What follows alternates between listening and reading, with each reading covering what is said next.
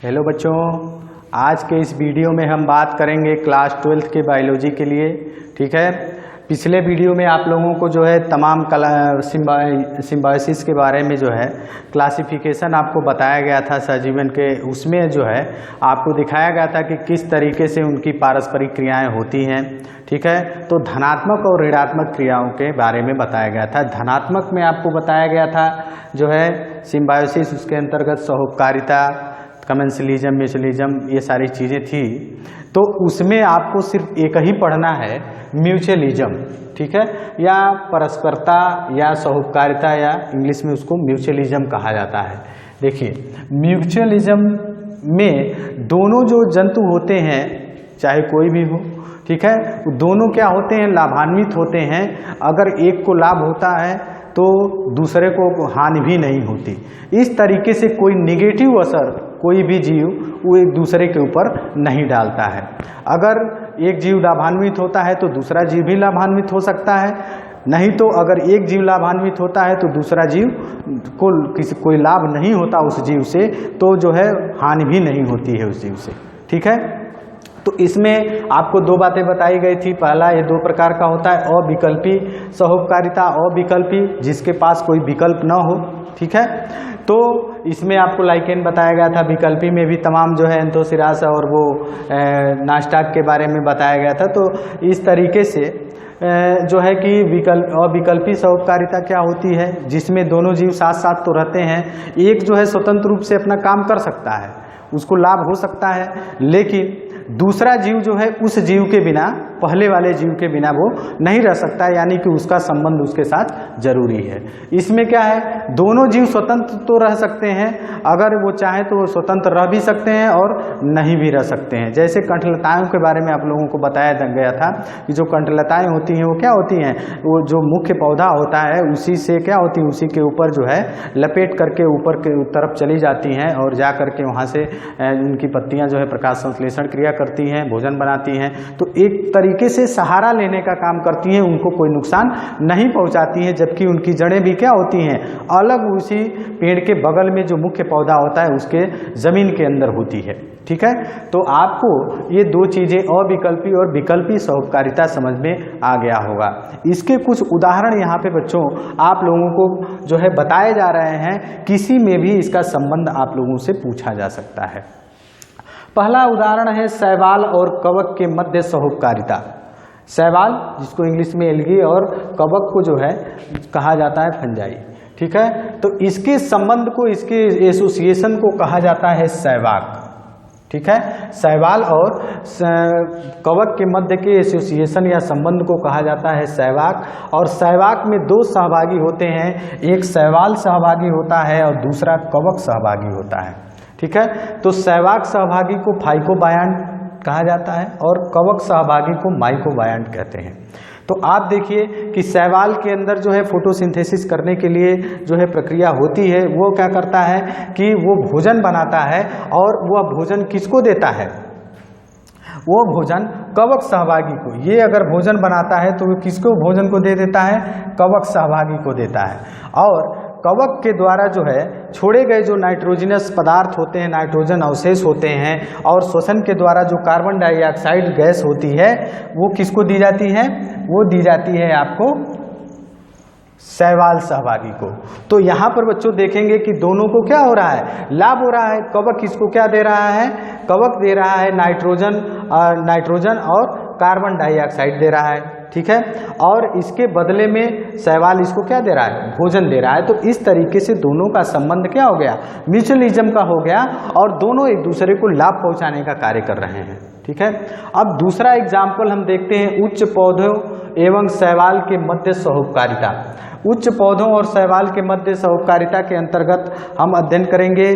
ठीक है, blue green algae, जिसके अंतर्गत नास्टाक और एनाबीना आते हैं। ठीक है, जो क्या करते हैं, वायुमंडलीय नाइट्रोजन का फिक्सेशन का कार्य करते हैं। नाइट्रोजन फिक्सेशन यानी नाइट्रोजन को फिक्स करने का काम करते हैं। और इसके संबंध किससे हैं, एक है साइकस की प्रवालाभ जड़ें।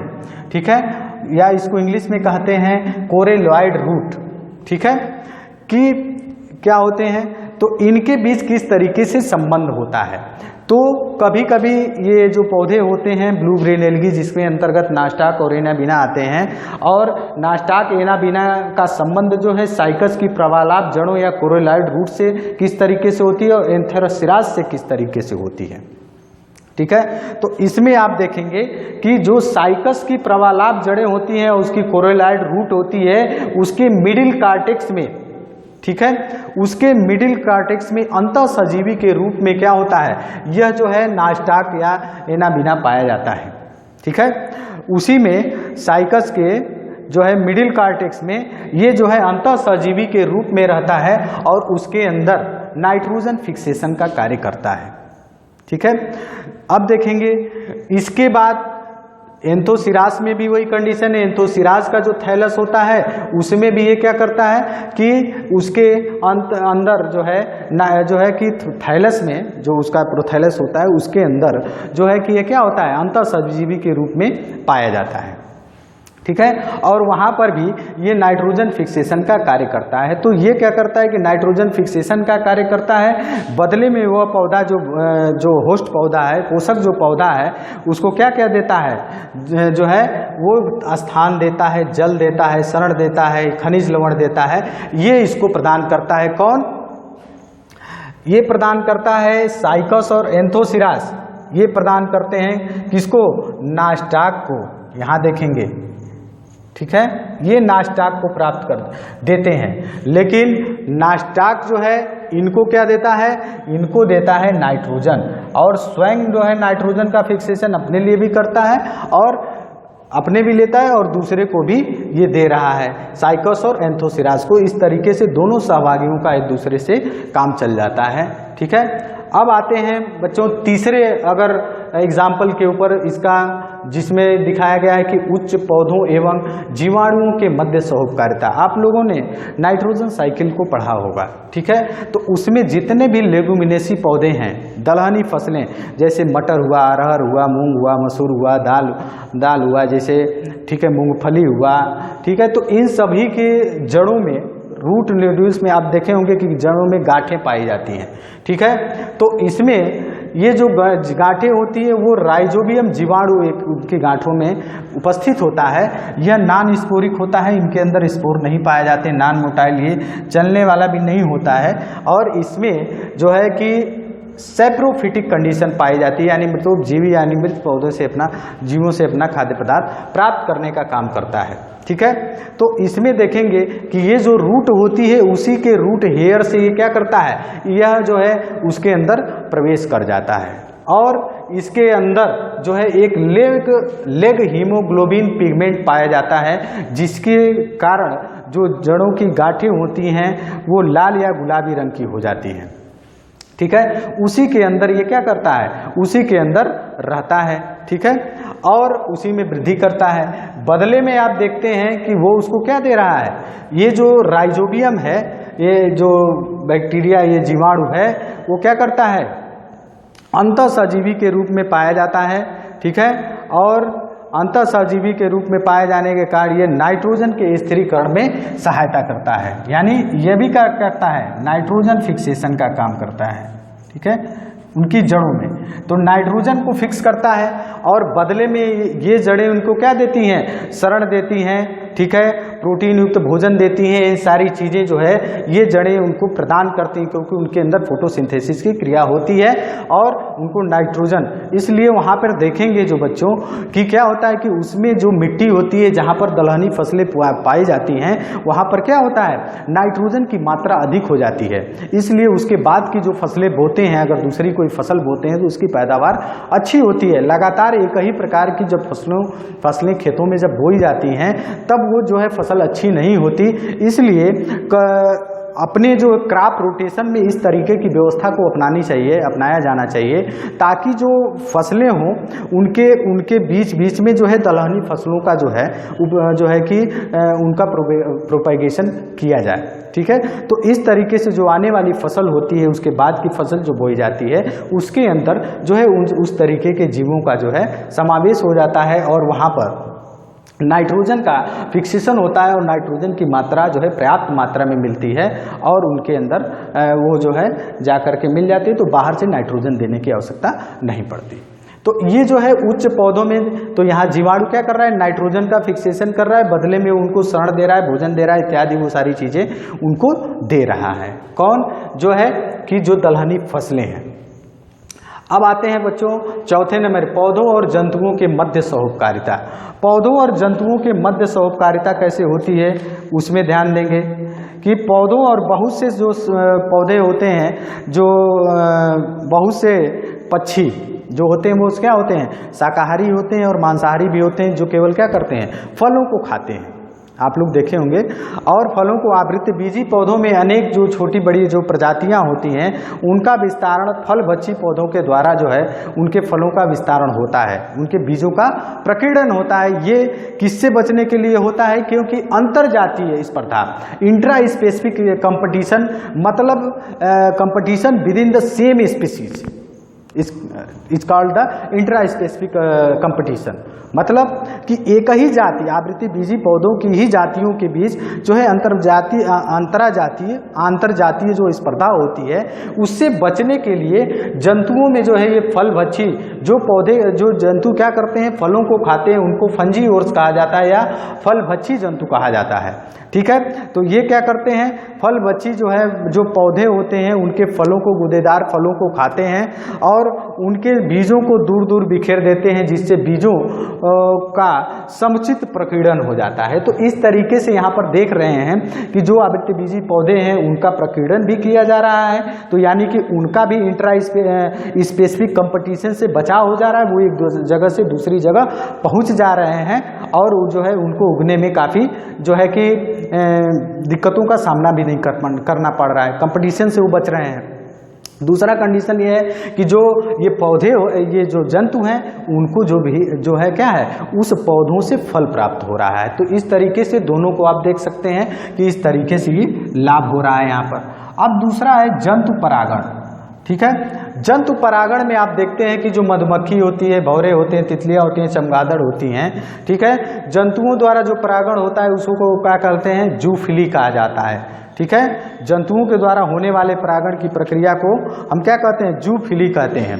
जो है बहुत सारे कीट, मधुमक्खी, तितलियां जो इत्यादि होते हैं, कीट भी होते हैं इसमें, ठीक है, कीट, तो ये क्या करते हैं कि जब पौधों के ऊपर जब बैठते हैं, ठीक है, तो पौधों के ऊपर बैठते हैं तो पौधों के पुष्प के ऊपर, तो उनके परागकण उनके पैरों में क्या होते हैं, लग जाते हैं। ठीक है, और जब परागकण लग जाते हैं तो ये पौधे, ये उसी पौधे के या दूसरे पौधे के जो है जब पुष्प पर जाकर के बैठते हैं तो वो परागण जो है उनके वर्तिकाग्र पर बैठते हैं, तो वो परागकण उनके वर्तिकाग्र पर चिपक जाते हैं और वर्तिकाग्र से सुगरी मटेरियल, ठीक है, डिस्चार्ज होता है, जिससे वो परागकण फूल जाता है और वहाँ पे फर्टिलाइजेशन की क्रिया क्या होती है, संभव हो पाती है। तो इस तरीके से यहाँ पर भी देख रहे हैं, तो जंतुओं के द्वारा जो है ये परागण की क्रिया संभव हो रही है और बदले में जो पौधे हैं उनको क्या दे रहे हैं, मधु भी दे रहे हैं, शहद भी दे रहे हैं। ठीक है, मधु, शहद और पौष्टिक मधु प्राप्त करते हैं, चाहे परागण में, ठीक है, ये चीज़ें मिलती हैं इनको, पौष्टिक मधु भी मिलता है। जैसे आप छत्ते उत्ते पर जो मधुमक्खियाँ रहती हैं तो वो जो है कि जा कर के मकरंद भी उनसे प्राप्त करती हैं। तो इस तरीके से उनको जो है कीटों को पौधे में पौष्टिक परागकण एवं क्या होते हैं, मधु प्राप्त होते हैं। ठीक है, तो ये पौष्टिक परागकण कहाँ से प्राप्त हुए, पुष्प पर जब बैठे तब, और वो जो है मधु जो प्राप्त हुई जब छत्ते से उनको प्राप्त हुआ।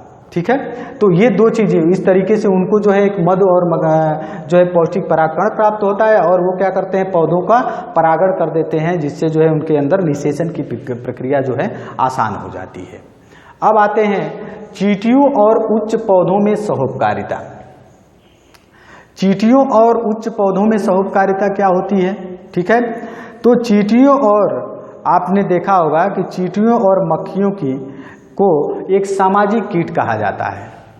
चींटियों और मक्खियों को, जो मधुमक्खियाँ होती हैं, आपने देखा होगा कि सोशल इंसेक्ट इनको कहा जाता है, क्योंकि इनके अंदर जो सोशल इंसेक्ट, सामाजिक प्राणी कहने का मतलब क्या होता है कि ये किसी कार्य को जो है बांट करके करते हैं और इनके अंदर काफ़ी जो है परस्पर निर्भरता होती है।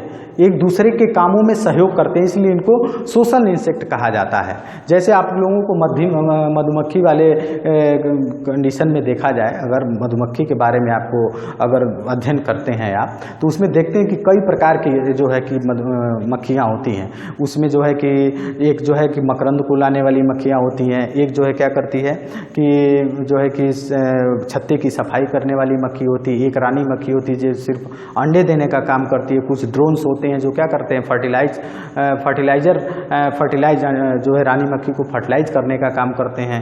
उसमें जो सैनिक मक्खियाँ होती हैं जो बाहर से जो कोई भी अगर दूसरी मधुमक्खी छत्ते के अंदर आती है तो उनको भगाने का काम करती है। तो ये सारी चीज़ें जो है चींटियों के अंदर या मधुमक्खियों के अंदर भी इस तरीके के सहयोग पाए जाते हैं। होता क्या है कि आप देखते हैं कि संख्या रहती है, पारिस्थितिक तंत्र में महत्वपूर्ण भूमिका निभाती हैं। ठीक है, ये जो चींटियाँ होती हैं चाहे मधुमक्खियाँ, पारिस्थितिक तंत्र या इकोलॉजिकल सिस्टम में जो है महत्वपूर्ण भूमिका इसमें आते हैं। देखते हैं कि एक जो है पौधा है दक्षिणी अमेरिकी बबूल है। ठीक है, एकाइसिया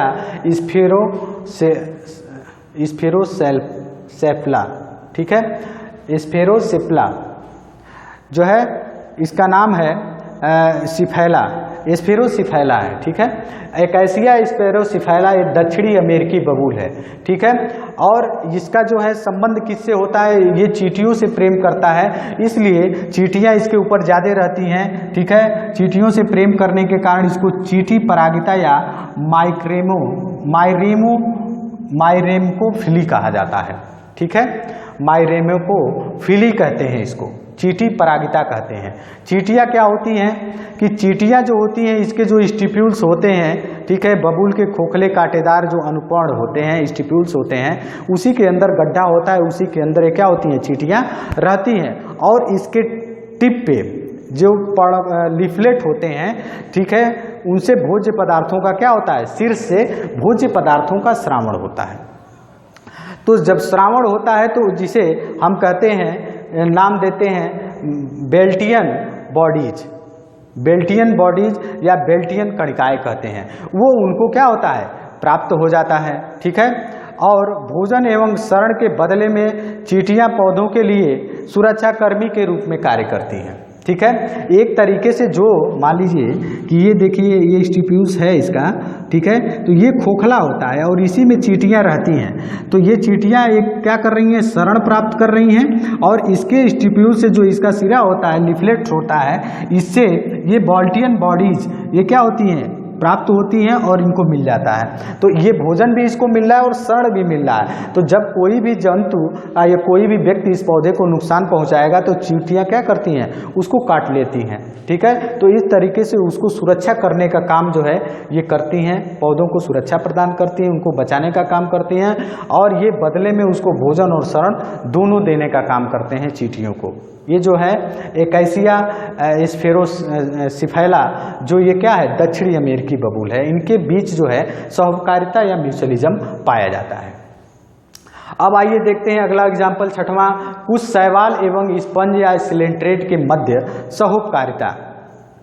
अब ये कैसा संबंध होता है, इसमें भी कुछ ऐसे सिलेंट्रेट होते हैं, ठीक है, जो स्पंज या सिलेंट्रेट के सहजीवी के रूप में पाया जाता है। एक कोशिकीय शैवाल है, एक कोशिकीय यूनिसेलुलर एल्गी जिसका नाम है जू क्लोरेला। ठीक है, ये कोशिकीय शैवाल होता है जिसको कहते हैं यूनिसेलुलर एल्गी जिसका नाम है जू क्लोरेला। ये क्या होते हैं, स्पंज या सिलेंट्रेट के अंदर पाए जाते हैं। शैवाल जो है प्रकाश संश्लेषण की क्रिया के द्वारा ये इसको क्या करता है, भोजन प्रदान करता है, किसको, जंतु को, और जंतु बदले में इसे कार्बन डाइऑक्साइड, लवण और नाइट्रोजन युक्त पदार्थ इसको प्रदान करते हैं। कौन, जो जंतु होते हैं, जो स्पंज या सिलेंट्रेट होते हैं वो उसको क्या प्रदान करते हैं, कार्बन डाइऑक्साइड, ठीक है, लवण प्रदान करते हैं, नाइट्रोजनस बेस्ट प्रदान करते हैं इसको, और बदले में वो उसके अंदर क्या होता है, उसके अंदर पाया जाता है एक कोशिकीय शैवाल से जो संबंध होता है, तो ये बदले में उसको खाना या भोजन बनाता है, फोटोसिंथेसिस प्रक्रिया करता है जिससे उसको जंतु को भोजन भी मिल जाता है।